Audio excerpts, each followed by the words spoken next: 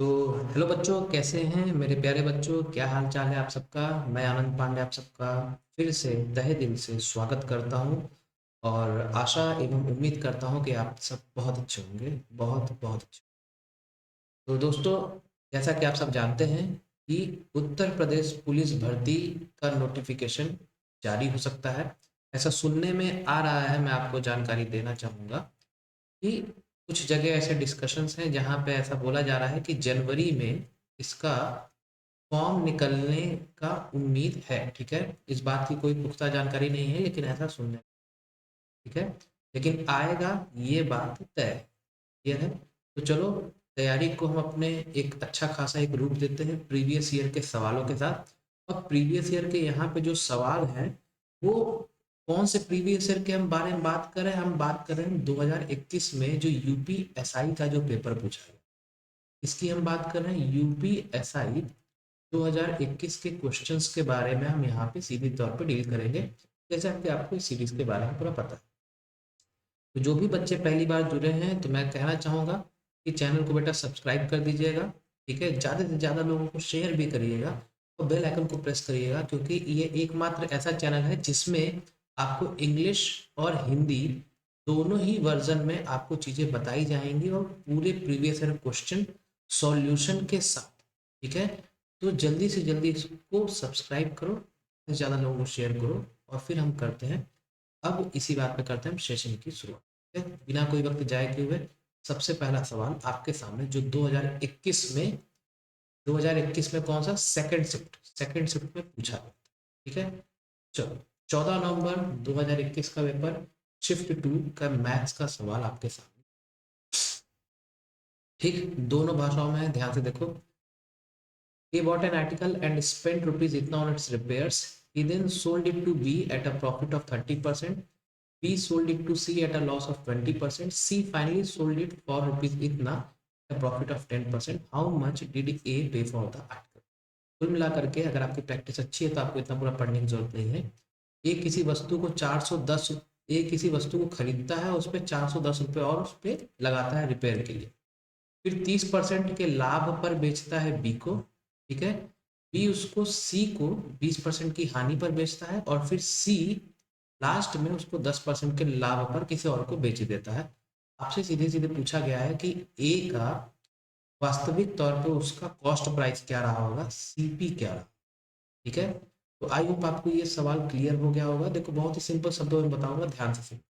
ठीक है, करना क्या है, मान लो कि ए का जो सीपी है वो हम क्या मान लेते हैं, एक्स। ठीक है, एक लाइन में बताऊंगा, अच्छे से सुनो। ठीक है, ए का सीपी कितना हो गया बच्चों, एक्स। उसने कितना कितना इसमें खर्च किया, 410 रुपए। तो एक्स में 410 रुपया जोड़ देते हैं। ठीक है, अब सीधे सीधे देखो, सीरीज में हम चीजों को जोड़ते जाएंगे। क्या बोला है, हमको पूरा पढ़ने की जरूरत नहीं है। कितना है, प्रॉफिट हो रहा है 30% का। 100 में 30 जमा यानी कि बच्चों कितना हो गया, 130%। बात समझ में आ रहा है? फिर मल्टीप्लाई करते जाओ, ऐसे सवालों को इसी तरह से करना। फिर क्या बोला है कि लॉस हो रहा है 20% का। 20% का लॉस यानी कि 100 में से 20 माइनस कर दें, कितना हो गया, 80%। ठीक है, फिर उसके बाद आगे बढ़ते हैं। क्या बोला है, 10% का प्रॉफिट हो रहा है। 100 में 10 जमा यानी कि 110% का हो रहा है प्यारे बच्चों मुनाफा। और यही किसके बराबर दिया गया है, जो ये वैल्यू है इसके बराबर पुट कर दो। मतलब ये अपने पास आ गया इसका पूरा का पूरा इक्वेशन। ठीक है, बस आपको यही करना है और कुछ नहीं। ठीक है, अब देखो, अपने को निकालना क्या है, x का वैल्यू। इस पूरे को सॉल्व कर दो, इतना पूरा सॉल्व करवाने की जरूरत नहीं है, आप खुद सॉल्व कर लोगे, सिंपल कैलकुलेशन है। यहाँ से आपको x का वैल्यू आ जाएगा बच्चों 1590। ठीक है, तो ये रहा इसका पूरा का पूरा सॉल्यूशन। आई होप आपको चीजें समझ में आ। ठीक है, पढ़ते हैं आगे, मुस्कुराओ मस्त रहो, सॉल्यूशन आराम से करते रहो, चीजों को आसानी से समझो। ठीक है, आगे बढ़ते हैं। देखो, अगला सवाल जो सीधे सीधे एग्जाम में पूछे गए वही बता रहा हूँ। इन अ कॉलेज 25,000 स्टूडेंट्स आर देयर। ठीक है, किसी कॉलेज में 25,000 बच्चे हैं, जिसमें कि 55% क्या है, लड़के हैं। If 30% of the girls and 50% of the boys failed in the examination, find the total number of students who passed. ठीक है, 25,000 छात्र में 55% लड़के हैं, 30% लड़कियां और 50% लड़के जो है परीक्षा में अनुत्तीर्ण हुए, मतलब फेल हो गए। ठीक है, पढ़ाई नहीं किए, फेल हो गए। तो परीक्षा में उत्तीर्ण होने वाले छात्रों की संख्या ज्ञात कीजिए, ऐसा सवाल पूछा गया। कुछ नहीं करना है, ध्यान से सुनो, ठीक है। 25,000, ठीक है, टोटल इतने बच्चे हैं, ये क्या है आपके पास टोटल। अब इसमें देखो ध्यान से, ठीक है, आपको पूरा का पूरा सॉल्व नहीं करना, स्मार्टली करना है। मैं आपको अप्रोच बता रहा हूँ, सॉल्व आप खुद से करिएगा, ठीक है। सुनो, 25,000 बच्चे हैं, इसमें बोला है कि 55% लड़के, ठीक है। तो 55% प्यारे बच्चों क्या हो गए, बॉयज, ठीक है। अगर 55% बॉयज हैं तो 45% क्या हो जाएंगे, गर्ल्स हो जाएंगी। यहाँ मैं लिख देता हूँ बॉयज, यहाँ मैं लिख देता हूँ प्यारे बच्चों, ठीक है। अपने को क्या पता करना है, पास कितने हुए थे। अब देखो 30% लड़कियां फेल हुई हैं, तो लड़कियां जो पास हुई होंगी वो कितनी पास हुई होंगी, 70%, ठीक है। ठीक उसी तरह से 50% जो लड़के हैं वो फेल हुए हैं, तो ऑब्वियस सी बात है कि 50% जो लड़के होंगे वो पास हुए, ठीक है। तो ये हमने बात कर लिया पास होने वाले बच्चों के बारे में, ठीक है। क्लियर है, कुछ नहीं करना है। इसके बाद सीधे सीधे सिंपल सा आपको बताना है टोटल कितने हुए, तो हम सीधे सीधे इसको ऐसे करके ऊपर की तरफ जाए, ठीक है। सबसे पहले देखो लड़के और लड़की दोनों को जोड़ना है। बॉयज क्या हो जाएगा 50%, ठीक है, नीचे से ऊपर की तरफ बढ़ते जाओ, 50% इंटू 55% इंटू टोटल, ठीक है, टोटल यानी कि 25,000। ठीक उसी तरह से 70%, ठीक है, इंटू 45% इंटू टोटल। पी और टी दोनों में कॉमन है, देख पा रहे हो, ठीक है।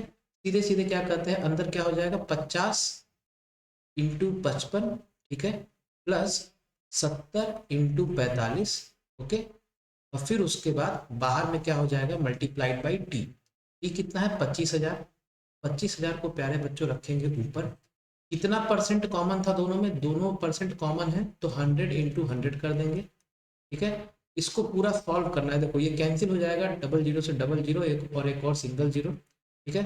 5 का 2 बार में और 5 का 5 बार, ठीक है। तो ये बाहर में 5/2 हो गया, अंदर में ये सिंपल सा कैलकुलेशन है, इसको सॉल्व कर देंगे, ठीक है।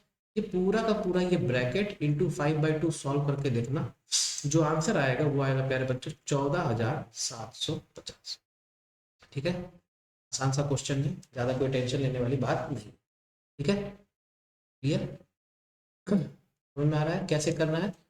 यहाँ पे एक बात का ध्यान देना कि यहाँ पे मैंने आपको देखिए ये कैलकुलेशन कैसे उसको संभाल के करना है मैंने वो बताया। यहाँ पे मैंने पूरा का पूरा सॉल्व नहीं करवाया है, हमने चीज़ों को कॉमन ले लिया और जो कैंसिल हुआ उसको हमने कैंसिल आउट कर दिया, ठीक है। इसी तरह से एग्जाम में भी आपको सॉल्व करना है। बढ़ते हैं अगले सवाल की तरफ, ऑप्शन नंबर ए हो गया इसका आंसर, ठीक है। चलो अगला सवाल देखो, ये सवाल बहुत इंपॉर्टेंट है, ये सवाल वेरी वेरी इंपॉर्टेंट है, ठीक है। इसको मैं मार्क भी कर दे रहा हूँ, ये सवाल फिर से पूछा जाएगा, इसकी पूरी चांसेस है। हाईएस्ट पावर पता करना है 3 का, जो कि 63 फैक्टोरियल को पूरे तरीके से विभाजित करता होगा, डिवाइड करता होगा। कुछ नहीं करना है, हमें किसके लिए पता करना है 63 फैक्टोरियल के लिए, और हम इसको किससे डिवाइड करना है 3 से।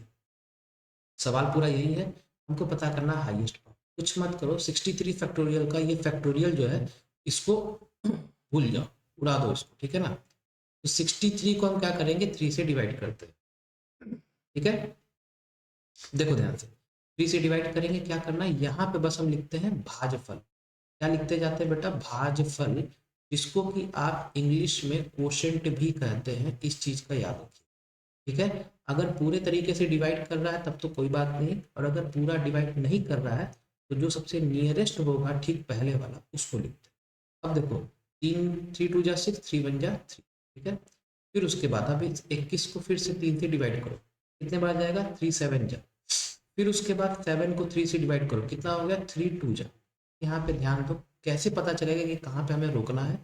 जैसे ही ये वाला जो आपके पास जो भाजफल आया, ये इस संख्या से जिससे आप डिवाइड कर रहे हैं अगर इससे छोटा आ गया, क्या बोल रहा हूं मैं, अगर इससे छोटा आ गया, बराबर या बड़ा है तब करते रहेंगे, लेकिन अगर छोटा आ गया तो वहीं पे ही अपने को रोक देना है, वहीं एंड कर देना है, ठीक है। तो अपने को पता करना है क्या आंसर होगा, कुछ नहीं करना है, सबको जोड़ दो। 21 + 7 कितना हो गया 28 + 2 कितना हो गया 30, यही हो गया बच्चों आपका उत्तर, आंसर। तो ऑप्शन नंबर सी जो है ये हो गया आंसर। बढ़ते हैं अगले सवाल की तरफ, आई होप आपको समझ में बच्चों आया। बच्चों सेशन समझ में आ रहा होगा, कमेंट जरूर करिएगा, आपके कमेंट मेरे लिए बहुत मायने रखते हैं। ठीक है, चलो आगे बढ़ते हैं। साधारण ब्याज पर निवेश किया गया धन 18 वर्षों में अपने आप का 3 गुना हो जाता है। ठीक है, तो ज्ञात कीजिए कि उसी ब्याज दर पर कितने वर्षों में यह धन, ठीक है, यह अधन लिख दिया गया है बाय मिस्टेक, यह धन अपने आप का 19 गुना हो जाए। सिंपल सा है। बोला क्या गया है, देखो एग्जाम में जितना कम स्पेस यूज कर सकते हो उतना कम स्पेस यूज करना। आपको पूरा कहानी नहीं लिखना है कि आप पूरा का पूरा भरते जाओ, जितना ज्यादा आप लिखोगे सिलेक्शन से आप उतना ही दूर होते जाओ। इस चीज को याद रखें, हमें छोटे शब्दों में ज्यादा से ज्यादा बातों को लिखना हो। बोला क्या गया है कि 18 साल में 3 गुना हो जाए, ठीक है ना, 18 साल। तो ये कोई प्रिंसिपल मान लेते हैं पी, 18 वर्ष में 3 गुना हो जा रहा है मतलब कि 3p। दोनों का अंतर क्या हो जाएगा, साधारण ब्याज। ठीक है, मैं ऐसे एक तरफ लिख दे रहा हूँ सिंपल इंटरेस्ट, एक तरफ लिख दे रहा हूँ क्या, समय। ठीक है, ताकि आपको समझ में आए। 3p माइनस पी कितना हो जाएगा बेटा, ये हो जाएगा 2p। क्यों, क्योंकि ये तो हो गया प्रिंसिपल और ये क्या हो गया बच्चों, ये हो गया अमाउंट। अमाउंट यानी कि मिश्र धन। और आपको पता है कि अमाउंट माइनस प्रिंसिपल क्या होता है, सिंपल इंटरेस्ट या कंपाउंड इंटरेस्ट, जैसा जो सवाल पूछा गया। तो 2p हमें कितने साल में मिल रहा है, 18 साल में। क्लियर है। अब बोला है कि 19 गुना कितने समय में हो जाएगा, 19 गुना यानी कि p जो है खुद का कितना हो जा रहा है 19p, तो पूछा है कितने समय में होगा। दोनों के बीच का अंतर बच्चों कितना हो जाएगा, 19 माइनस 1 कितना हो जाएगा 18p। तो ये पूछा गया है कि कितने साल में होगा। कुछ नहीं करना है, 2 से 18 पहुंचने के लिए हमको कितने से गुणा करना पड़ रहा है, 9 से। तो सेम यही काम यहाँ पे करेंगे, इंटू 9 कर दोगे, 18 इंटू 9 करोगे बच्चों तो 162 वर्ष आएगा। तो यही होगा आपका फाइनल उत्तर, ऑप्शन नंबर।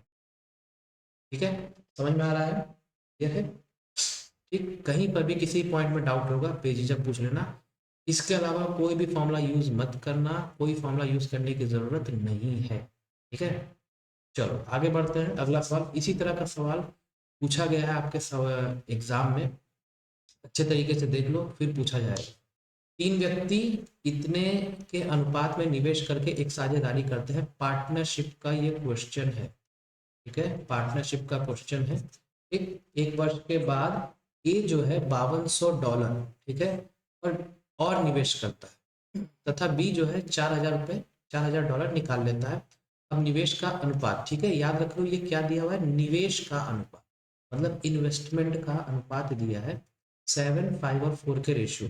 तो पूछा है कि शुरू में ए ने कितना निवेश किया था। ठीक, ये पूछा गया। कैसे करना है सुनो, जैसे मान लेते हैं कि ए, बी और सी दिया गया, ठीक है, इसका रेशियो बेटा शुरू में कितना दिया गया है, 6:5:8। ठीक है, अगर हम यहाँ से एक चीज अगर निकालना चाहें तो क्या हम बोल सकते हैं कि ए बराबर 6x, बी बराबर 5x और सी बराबर, प्यारे बच्चों, 8x। इनका आपस में इन्वेस्टमेंट का हमको पता चल गया, ये हो गया इनके द्वारा किया गया इन्वेस्टमेंट। अब क्या बोला जा रहा है कि 1 साल बाद अब जो नया जो स्टोरी है वो क्या है कि ए जो है $5200 और यहाँ पे जोड़ता है, तो 6x हो गया, इसमें 5200 और जोड़ दो। क्लियर है। फिर उसके बाद बी जो है, बी क्या करता है 4000 निकाल लेता है, मतलब 5x माइनस 4000।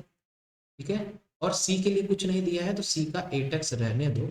और यही चीज दिया हुआ है रेशियो के रूप में 7:5:4।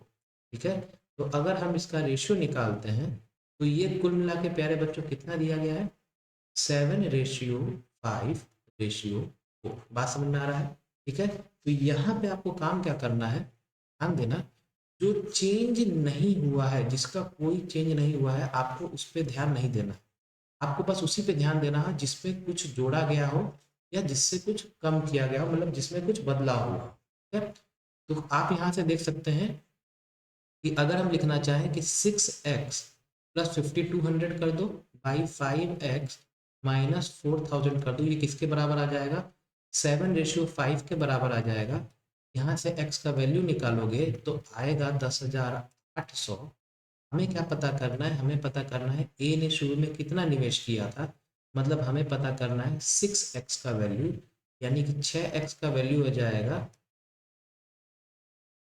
64,800। यही होगा आपका आंसर। सॉल्व करके देख लेना, ठीक है। सिंपल सा सवाल था, इसमें ज़्यादा कहीं कुछ बढ़ाने की बात नहीं, ठीक है ना। सवाल आपके सामने है, सॉल्यूशन आपके सामने है, और बाकी जो भी डाउट हो बेझिझक पूछना कमेंट सेक्शन, ठीक। अगर सेशन अच्छा लग रहा होगा बच्चों तो जरूर लाइक कर देना, ठीक है ना। हालांकि बार बार बोलने से कोई मतलब नहीं है, बाकी आप अपना काम बस अच्छे से करो, दैट्स इट, ठीक है।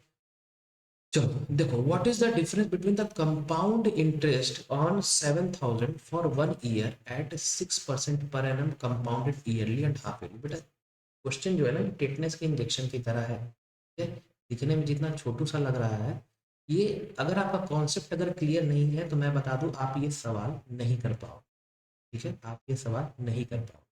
तो इस तरह के सवालों को करने के लिए सबसे जो रिक्वायर्ड बात है वो ये है कि आपने अपने कॉन्सेप्ट को कितना अच्छे तरीके से पढ़ा, ठीक है। अगर आपने सिर्फ रफली ऊपर ऊपर पढ़ लिया तब तो बेटा दिक्कत है। देखो एक चीज बस याद रखो, कंपाउंड इंटरेस्ट चैप्टर का मतलब ही होता है सक्सेसिव निकाल। क्या होता है?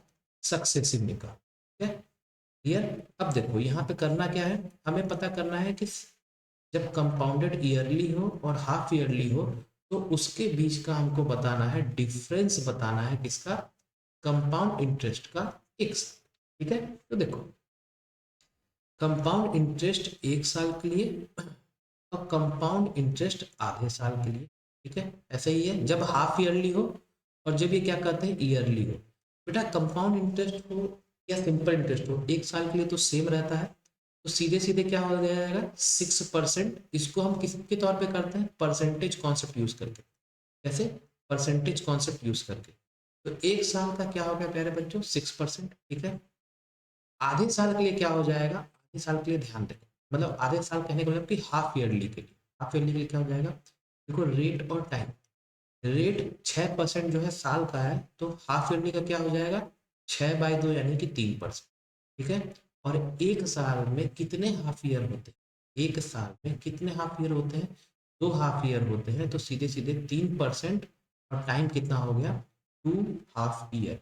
अब इसी का लगा देंगे सक्सेसिव, सक्सेसिव करोगे तो क्या आ जाएगा? X plus y plus x into y by 100। Solve करोगे ये हो जाएगा 6.09%। समझ में आया? तो ये हो गया कंपाउंड इंटरेस्ट हाफ ईयरली का, और ये हो गया कंपाउंड इंटरेस्ट ईयरली का। ये कॉन्सेप्ट क्लियर है तो आसानी से कर लोगे, अदरवाइज नहीं कर पाओ, ठीक है। तो देखो सिंपल सा है, अपने को बताना है दोनों का अंतर बताना है। तो देखो कैसे करेंगे, एक लाइन में 7,000 क्या है? प्रिंसिपल मतलब कि मूलधन। तो 7,000 जो है मूलधन अपने आप में कितना होता है? 100%। तो 100% बड़े प्यार से लिख देंगे नीचे, ठीक है। और जो हमें पता करना होता है, पता क्या करना होता है? जैसा कि सवाल में दिया है अंतर, दोनों का अंतर कर दो, कितना आ जाएगा बेटा? 0.09%।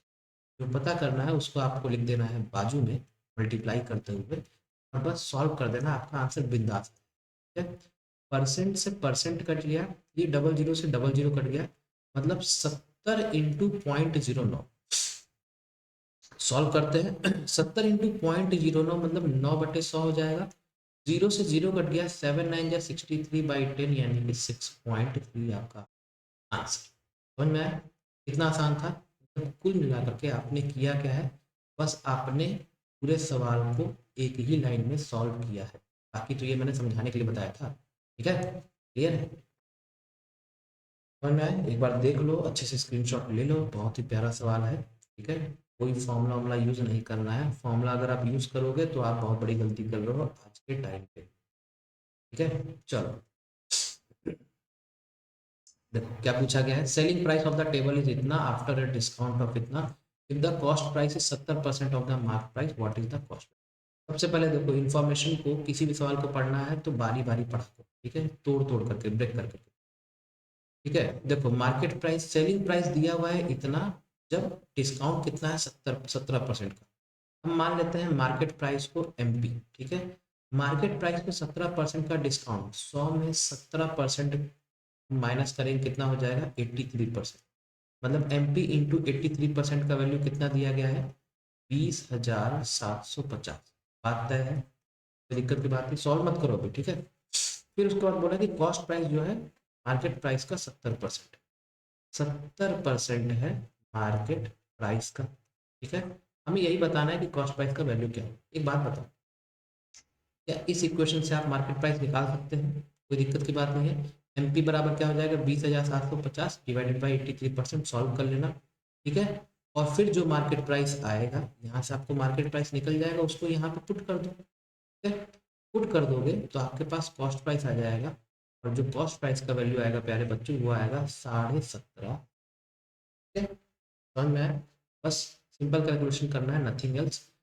अगर हल्का सा भी डाउट है तो एक जानकारी के लिए बता दूं कि ये कैसे आया, नहीं पता है तो एक चीज को याद रखे रहो कि एमपी इंटू परसेंटेज डिस्काउंट बराबर होता है एसपी। इस तरह का स्ट्रक्चर होता है, ढांचा होता है, रूपरेखा होती है, याद रखें। ठीक है, क्लियर है? 17,500। ठीक है, आगे बढ़ते हैं, अगला सवाल। क्लियर? अब देखो इस तरह के सवाल जो है, सवाल सबसे पहले पढ़ो, मैं दोनों भाषा में बताऊंगा। अजय शांत जल में, ठीक है ना, शांत में नहीं, शांत जल में 46.5 किलोमीटर प्रति घंटा की गति से नाव खेता है। यदि नाव के प्रवाह की गति में इतना है तो उसे एक स्थान तक नाव खेने के लिए और वापस आने के लिए 90 मिनट लगते हैं। वह स्थान प्रारंभिक बिंदु से कितने दूर है? अजय रोज इतना kilometer per hour in still water, the river is running at 15.5 kilometer per hour, it takes him 90 minutes to row to a place and come back. इस लाइन का बहुत अच्छा सा मतलब है, how far is the place from the starting point. कुल मिलाकर के इस पूरे सवाल का मतलब क्या है? ठीक है, ऐसा सवाल पूछता है, और एक आपको मैं डायरेक्ट तरीका बताऊंगा, जो तरीका आपको कभी भी ऐसा सवाल पूछा जाए, अगर आज के पहले आप इस तरह के सवाल को स्किप करके जाते होंगे, छोड़ देते होंगे, तो आज मैं जो तरीका बता रहा हूँ उसको यूज करके देखना, कभी भी जीवन में गलती नहीं होगी। ठीक है, सुनना ध्यान से।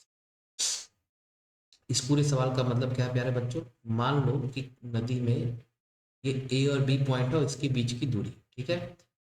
नाव का दिया गया है स्टिल वाटर का स्पीड, स्टिल वाटर का स्पीड हम मान लेते हैं x, ठीक है। और ये दिया है धारा की चाल, धारा की चाल को हम मान लेते हैं y। ठीक है, क्लियर है? ये चीजें दी गई है। बोला क्या गया है कि 90 मिनट में, ठीक है, 90 मिनट में कोई नाव जो है वो ऐसे जाती है, ठीक है, और फिर वापस आ जाए। ठीक है, तो क्या ये आपको टोटल टाइम दिया हुआ है? टोटल टाइम दिया हुआ है प्यारे बच्चों, कितना? 90 मिनट। आपसे सवाल बस पूछा गया है कि डिस्टेंस कितना है, डिस्टेंस कितना होगा। तो क्या आपको ये पता है बेटा कि डिस्टेंस तो फिक्स होगा, क्योंकि बताया जा रहा है कि जा रहा है और वापस आ रहा है, मतलब डिस्टेंस सेम है। टोटल टाइम दिया हुआ है। कभी भी ऐसा सवाल पूछे, आपको एक डायरेक्ट फॉर्मूला यूज करना है, जो मैं बता रहा हूँ, T बराबर 2dx by x plus Y. ठीक है, यूनिट का ध्यान देना जो मैं बात बता, 2dx by x square minus y square, जहाँ पे ये टी क्या होता है प्यारे बच्चों? टोटल। ठीक है, टी क्या हो गया? डिस्टेंस। एक्स क्या हो गया? एक्स हो गया स्टिल वाटर का स्पीड, ठीक है। और वाई क्या हो गया? Speed of current. क्या हो गया? करंट का स्पीड। ओके, सारी चीजें क्या कहते हैं आपको पता होनी चाहिए। अब सीधे सीधे बेटा यहाँ फॉर्मूले पे पुट करो। टी बराबर कितना दिया गया है? टी बराबर दिया गया है 90 मिनट। तो मिनट को देखो यहाँ पे हमारा क्या है, घंटे में दिया गया है। यूनिट का अच्छे से ध्यान देना, मिनट को हम घंटे में तब्दील कर देंगे, यानी कि बटे 60 इंटू 2dx। डिस्टेंस पता करना है, x यानी कि बेटा कितना दिया गया है? 46.5। ठीक है, 46.5 divided by x square minus y. X square प्यारे बच्चों क्या हो गया? 46.5 का स्क्वायर माइनस वाई, वाई कितना है? स्पीड ऑफ करंट यानी कि 15.5। अब देखो यहाँ से कुछ बच्चे लग रहे हो, बोल रहे हो अरे यार सर ये क्या बता रहे हो आप भी, मतलब ऐसा, ये तो पॉइंट आ गया, अब इसके आगे क्या करें? अगर आपने मैथ्स को बहुत अच्छे तरीके से अगर इंटरेस्ट से पढ़ते हैं, तो ध्यान से आप देखेंगे ये x square minus y square का फॉर्मूला बन रहा है। तो इसको हम लिख सकते हैं 2 इंटू डी। देखो ध्यान से, 46.5 को हम क्या लिख सकते हैं? 465 बटे 10। ठीक है, और नीचे x square minus y square क्या होता है? X minus y, x plus y. Solve करके देखना, ए माइनस बी करोगे तो कितना आ जाएगा? ये हो जाएगा 31 इंटू ए प्लस बी करोगे तो कितना हो जाएगा? 62। समझ में आ रहा है? और ये किसके बराबर हो गया 90/60। सॉल्व करो, 3 3 जा 9, 3 2 जा 6। बस यहाँ पे बस सॉल्व करना रह गया है और कुछ भी नहीं। ठीक है, 3/2। इसको पूरा सॉल्व करके देख लेना, डी का जो मान आएगा 31 किलो। समझ में आया? जो आंसर होगा that will be option number D. तो इस सवाल से हमने क्या सीखा, आपको एक बहुत इंपॉर्टेंट सूत्र मिला, फॉर्मूला मिला कि कभी भी अगर दो पॉइंट के बीच में किसी नाव का दिया गया है कि स्टिल वाटर का स्पीड दिया गया है, वाई मतलब करंट, धारा की चाल दी गई है, समय दिया गया है, तो अगर आपको दूरी बोला जाए निकालने के लिए तो कैसे निकाल सकते हैं? मतलब इन चार चीजों से कोई भी तीन चीज दिया हो आप चौथा पॉइंट के लिए निकाल सकते हैं। ठीक है, चलो अगले सवाल पे स्क्रीनशॉट लेना है तो ले लीजिएगा। ठीक, अगला सवाल, ये सवाल मैं आपके लिए देना चाहूंगा टास्क। ठीक है, ये सवाल मैं टास्क देना चाहूंगा आपके लिए, इसलिए क्योंकि ऐसा ही सवाल मैंने अपने प्रीवियस वीडियो में करवा के रखा। ठीक है, प्रीवियस वीडियो में ऐसा सवाल करवा के रखा, तो मैं चाहूंगा कि आप कोशिश करें, कमेंट सेक्शन में जरूर बताएं कि आंसर आपका कितना आया, मैं उसको अगले वीडियो में जरूर बताऊँ। ठीक है, कुछ मेहनत आप भी तो करो। ठीक है, चलो ये जो सवाल है ध्यान से बच्चों देखो, बहुत ही सिंपल सा सवाल है ये कि ये जो संख्या है डिविजिबल बाई 11 है, तो find the value of the smallest natural number. देखो, पहला तरीका क्या है, ऑप्शन से। ठीक है, और दूसरा तरीका क्या है कि जो तरीका है, ठीक है ना, मैं आपको दोनों से बताता हूँ। देखो, सबसे पहले ऑप्शन से चेक करो, हमें बताना है कि स्मॉलेस्ट नेचुरल नंबर एन। ठीक है ना, तो देखो कुछ नहीं करना है, देखो क्या है 2 3 4 ठीक है, एन हमें पता करना है सबसे स्मॉलेस्ट क्या है। मान लो कि हम एन रख देते हैं, इन सब में सबसे छोटा क्या है 5। 5 को रख के देखते हैं। ठीक है ना, 5 को रख के देखते हैं ध्यान, 5 को। ठीक, अब आपको ये पता होना चाहिए कि 11 से डिविजिबल होने का नियम क्या होता है, कुछ नहीं, एक एक छोड़ के आगे बढ़ते जाओ, छोड़ के आगे बढ़ते जाओ। ठीक है, 5 + 3 8, 8 + 7 15, 15 + 4 कितना हो गया 19। ठीक है, फिर उसी तरह से अब इसको 4 + 2 6, 6 + 2 कितना हो गया 8। इन दोनों का कर दो अंतर, 19 - 8 कितना हो गया 11। अगर 11 आए, मतलब ऐसी संख्या जो कि 11 हो या 11 से डिवाइड होती हो या फिर 0 हो, तो ये पूरी की पूरी संख्या 11 से डिविजिबल है। मतलब जो आंसर होगा वो होगा ऑप्शन नंबर सी। ठीक है, तो ये बच्चों हो गया ऑप्शन चेक करने से आपने बता दिया कि किस तरह से इसका आंसर किया जाएगा। ठीक है, स्मॉलेस्ट बोला है तो इन सब में सबसे स्मॉलेस्ट तो यही है। क्लियर? चलो, तो आज के लिए बच्चों इतना ही था। ठीक है, ये जो लास्ट क्वेश्चन दिया है इसको जरूर ट्राई करिएगा। ठीक है, कमेंट करके मुझे ज़रूर बताइएगा कि आपका आंसर कितना आया, और मुझे ज़रूर बताइएगा कि आपको वीडियो कैसी लगी। ज़्यादा से ज़्यादा लोगों को बच्चों शेयर करना, हर एक एग्जाम कवर अप करवाऊंगा, और मैं पूरा स्टार्टिंग से लेकर के एसएससी का पूरा वीडियोस भी लेकर के आऊँगा। फिलहाल अभी यूपीएसआई पे पूरा फोकस किया जाए। ठीक है, और कोई भी लेटेस्ट जानकारी अपडेट जानने के लिए मेरे चैनल से जरूर जुड़े रहिए। चैनल का नाम है मैथ्स बोर्ड। ठीक है, सब्सक्राइब कर लीजिए, बहुत फ़ायदा आपको मिलने वाला है। ठीक, दैट्स ऑल फॉर टुडे, मिलते हैं अगले सेशन में, और फिर इसी तरह से हम सीरीज को कंटिन्यू रखते जाएंगे। Thank you very much.